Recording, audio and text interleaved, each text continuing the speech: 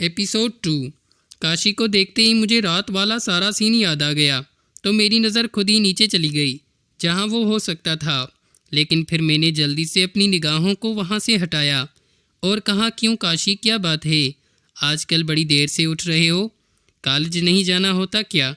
मेरी बात सुन के काशी हंस पड़ा और बोला, काशी बाजी, मुझे कॉलेज जाना होता है, मौलवी साहब को उठाने के लिए नहीं जाना होता।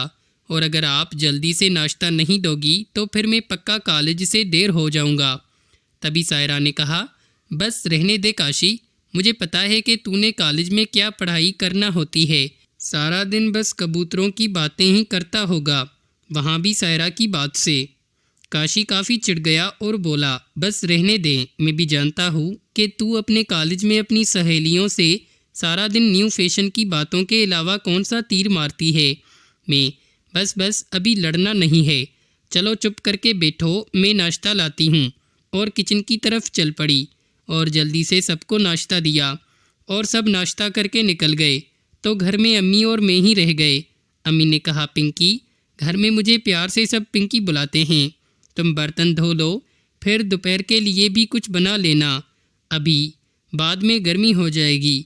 मैंने जी अम्मी कहा और बर्तन धोने लगी और उसके बाद सब्ज़ी निकाल के रख दी।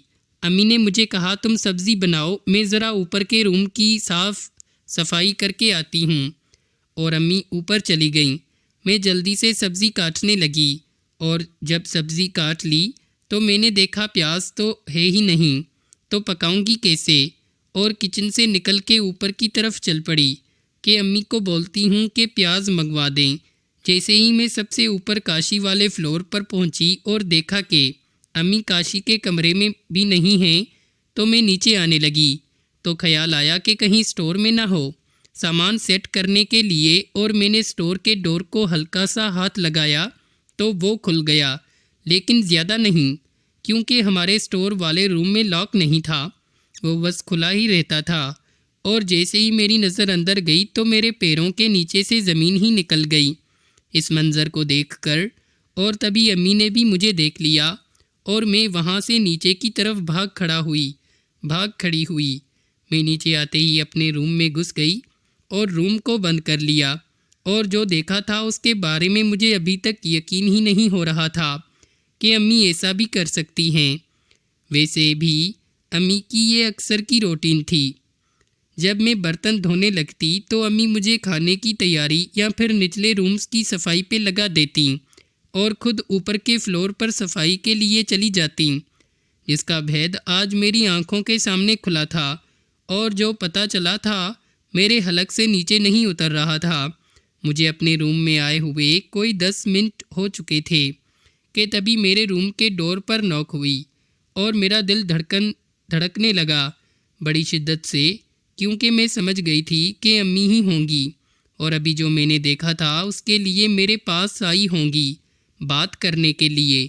लेकिन अब मुझ में हिम्मत नहीं हो रही थी कि अपनी अम्मी का सामना कर सकूं, क्योंकि मैं ज़रा बुज़दिल टाइप की लड़की हूं और हर बात पे घबरा जाती हूं। अम्मी ने फिर डोर को नॉक किया तो मैंने बड़ी मुश्किल से अम्मी को कहा कि मैं आती हूं, आप चलो। दरअसल दोस्तों, मैं खुद अभी स्टोर में अम्मी को हमारे साथ वाले घर में रहने वाले लड़के जिसका नाम आसिफ है उसके सामने बैठी अभी भी मेरा होश उड़ा हुआ था कि आखिर अम्मी अपने बेटे की उम्र के किसी लड़के के साथ ये सब किस तरह कर सकती हैं। जब मुझे रूम में काफ़ी देर हो गई तो अम्मी फिर से आ गईं और डोर को नॉक किया और बोली, पिंकी बेटा प्लीज़ डोर खोलो, देखो जो भी बात है हम दोनों बैठ के करते हैं, लेकिन इस तरह डोर लॉक करके बैठोगी तो क्या अच्छा लगेगा? चलो शाबाश, डोर खोलो। अब रूम में बैठी घबरा रही होगी। शायद अम्मी को ये भी डर था कि अगर मैंने डोर नहीं खोला और इसी तरह रूम बंद करके बैठी रही तो घर वालों को क्या बताएंगी, और अगर मैंने किसी को कुछ बता दिया तो वो किसी के सामने क्या बोल पाएंगी। इसलिए अम्मी मुझे पहला के डोर खोलने के लिए बोल रही थीं। खैर अम्मी के थोड़ा और ज़ोर देने पर मैंने थोड़ी हिम्मत की और डोर खोल दिया तो अम्मी मेरी हालत देख के घबरा गईं और बोलीं, पिंकी ये क्या हो गया है तुम्हें?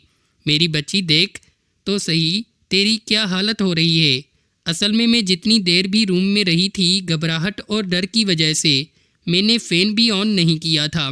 मुझे अम्मी का था कि पता नहीं अब वो क्या बोलेंगी और क्या होगा, और इसी वजह से मैं गर्मी और बंद रूम की वजह से पसीने से भीग चुकी थी। अम्मी ने कहा, बेटी ये क्या, तू इतनी गर्मी में फ़ैन बंद कैसे बैठी हुई थी?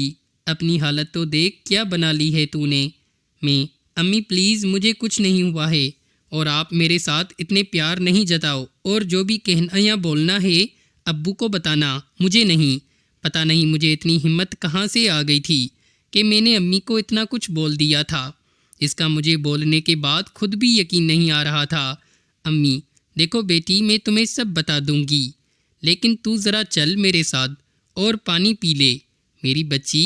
मैं चुपचाप अम्मी के साथ चल पड़ी और अम्मी ने मुझे फ्रिज में से ठंडा पानी निकाल के दिया, जिसे मैं पी गई। तो अम्मी ने कहा, देखो बेटी, अभी जो तुमने देखा प्लीज़ किसी को बताना नहीं, वरना तेरी माँ किसी को मुंह दिखाने के काबिल भी नहीं रहेगी। मैंने अम्मी की तरफ ज़रा गुस्से से देखा और कहा, अम्मी आपने तो हम सबको मुंह दिखाने के काबिल नहीं छोड़ा। अब जो भी हो मैं अब्बू को ज़रूर बताऊंगी। मेरी बात सुन के अम्मी रोने लगीं और बोली, प्लीज़ पिंकी मेरी बच्ची, मैं माँ हूँ तेरी, क्या तू मेरी ये एक गलती भी माफ़ नहीं कर सकती? देख, अगर तेरे अब्बू को इस बात का पता चला तो वो मुझे ज़िंदा नहीं छोड़ेंगे। प्लीज़ मान जा मेरी बच्ची। अम्मी के इस तरह रोने और माफ़ी मांगने से मेरा दिल पिघल गया और मैंने कहा, ठीक है अम्मी, मैं नहीं बताऊंगी किसी को, लेकिन आपको ये बताना पड़ेगा कि आप ये सब कब से कर रही हैं, और क्या आप अब्बू के साथ खुश नहीं हैं? मेरी बात सुन के अम्मी ने हैरानी से मेरी तरफ देखा और बोली, लेकिन तुम ये सब क्यों जानना चाहती हो पिंकी? तुम्हें क्या मिलेगा ये सब जानकर? मैंने अम्मी की तरफ देखा और कहा, मुझे नहीं पता अम्मी के मुझे क्या मिल जाएगा, लेकिन हाँ बस मैंने जो पूछा है इसलिए कि आखिर आपने ये सब क्यों किया? क्या अब्बू आपको खुश नहीं रख पाते हैं या फिर कोई और वजह है? मेरी बात सुन के अम्मी का सर झुक गया और वो थोड़ी देर तक मेरे सामने सर झुका के बैठी अपनी उंगलियों को मरोड़ती रही और ओंठ काटती रहीं। फिर अम्मी ने अपना सर उठाया और कहा, ठीक है बेटी, मैं तुम्हें बताऊंगी, लेकिन अभी नहीं। अभी तुम चलो खाना बनाओ, क्योंकि काशी और सायरा ने आते ही शोर मचा देना है खाने के लिए, और बाकी की बातें कल कर लेंगे। और मेरे पास से उठ के जाने लगीं तो मैंने कहा, अम्मी जब तक प्याज नहीं मिलेंगी खाना कैसे बनाऊंगी? अम्मी, जो कि मेरा ख्याल है कि नहाने जा रही थीं, वापस मुड़ी और अपना दुपट्टा लेके बाहर चली गईं और मुझे प्याज ला दिया और मैं खाना बनाने लग गई और अम्मी नहाने चली गईं। फिर मैं सब्ज़ी तैयार करके अपने रूम में गई और नहा के ज़रा फ्रेश हो गई, क्योंकि जैसे जैसे टाइम गुजर रहा था गर्मी बढ़ती जा रही थी। इस गर्मी की वजह से तो कभी इतना दिल घबराता कि कभी मेरा दिल करता कि काश मैं भी काशी की तरह शॉर्ट्स पहन सकती, लेकिन क्या करें, वो भी नहीं पहन सकती थी। खैर दोपहर के 1:30 हो गए और मैं अपने रूम में से बाहर आई रोटी बनाने के लिए, तो अम्मी खुद ही वहाँ खड़ी रोटी डाल रही थीं और मुझे देख के अम्मी ने कहा, अच्छा किया बेटी जो नहा लिया तुमने।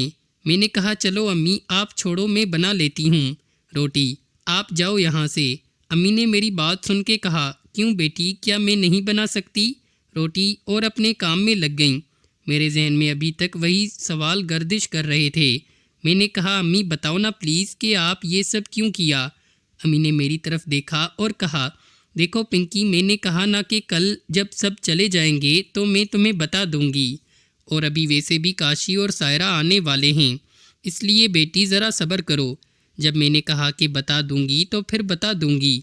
अभी हम माँ बेटी यही बातें कर रहे थे कि बाहर के मेन डोर की बेल बजने लगी, तो अम्मी ने कहा, जाओ डोर खोलो, लगता है कि सायरा और काशी आ गए हैं। अम्मी की बात सुनकर मैं बाहर आई और देखा तो सायरा और काशी ही थे। जैसे ही वो दोनों घर में आए मैंने उनके पीछे डोर को बंद किया और किचन में आ गई और खाना निकालने लगी। थोड़ी देर के बाद हम चारों ने मिलकर खाना खाया और फिर मैंने बर्तन उठा लिए और धोने के बाद अपने रूम में चली गई, क्योंकि सायरा और काशी अब घर में ही, जिसकी वजह से मैं अम्मी के साथ कोई भी बात नहीं कर सकी। और रात के खाने के बाद मैं ऊपर छत पर चली गई और लेट गई। लेकिन आज मुझे नींद नहीं आ रही थी और ये सोच रही थी कि शायद आज भी काशी कल की तरह अपने रूम में जाएगा और मैं भी छुप के देख सकूंगी। लेकिन काफ़ी देर तक जागते रहने के बावजूद जब काशी नहीं गया तो मेरी आंख लग गई और मैं सो गई। जब मेरी आंख खुली तो कल की तरह ही दिन काफ़ी निकल आया था। मैं जल्दी से उठ के रूम में गई और जब नहा के किचन में गई तो वहाँ सायरा और काशी के साथ मेरा बड़ा भाई सुफियान भी बैठा नाश्ता कर रहा था। अम्मी ने मुझे देख के कहा, उठ गया मेरा शेर, चल अभी पहले नाश्ता कर लो सबके साथ ही, बाद में बाकी का काम भी देख लेना। अम्मी की बात सुन के मैं भी सबके साथ बैठ गई और नाश्ता करने लगी और फिर बर्तन उठा के किचन में चली गई और जल्दी जल्दी हाथ चलाने लगी कि काम जल्दी ख़त्म हो जाए और फिर मैं अम्मी को पकड़ूं और उनसे सब कुछ पूछ लूं।